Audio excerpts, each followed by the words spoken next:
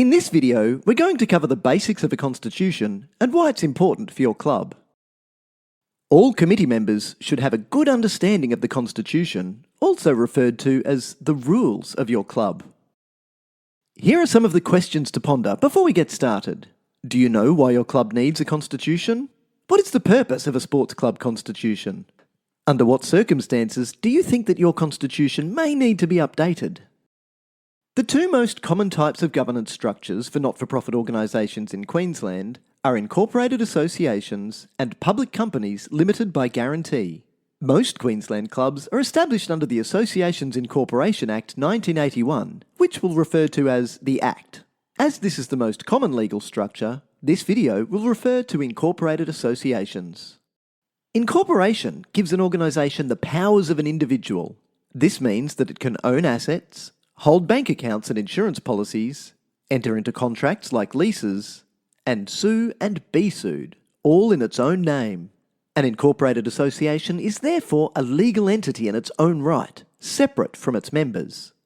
This separation provides a certain level of protection, which limits the likelihood that management committee members can be held personally responsible for a club's debts and liabilities. Although this protection is not absolute, it does offer peace of mind for management committee members who carry out their responsibilities in good faith, with care and diligence, in the best interests of the club, and within the law.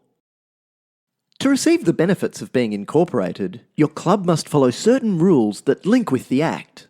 It is these rules which are spelled out in your constitution, hence why it may even be called your rules. Meeting minimum legal obligations is actually quite easy, and for this reason, clubs should always be striving to be great, rather than just meeting minimum standards. The purpose of the Constitution is to provide a framework for why your club exists and, broadly, the process for how it is to operate.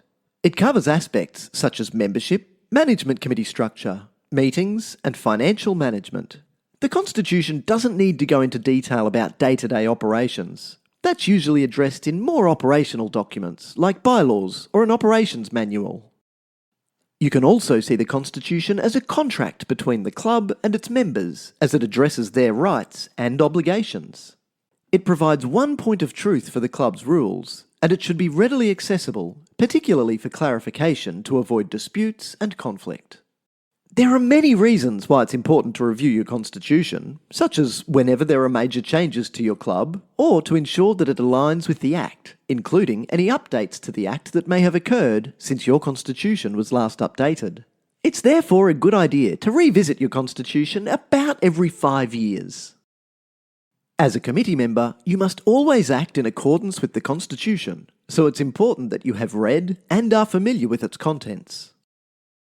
Here are some frequently asked questions regarding incorporation and constitutions. Why do we need a constitution? Firstly, to comply with the Act.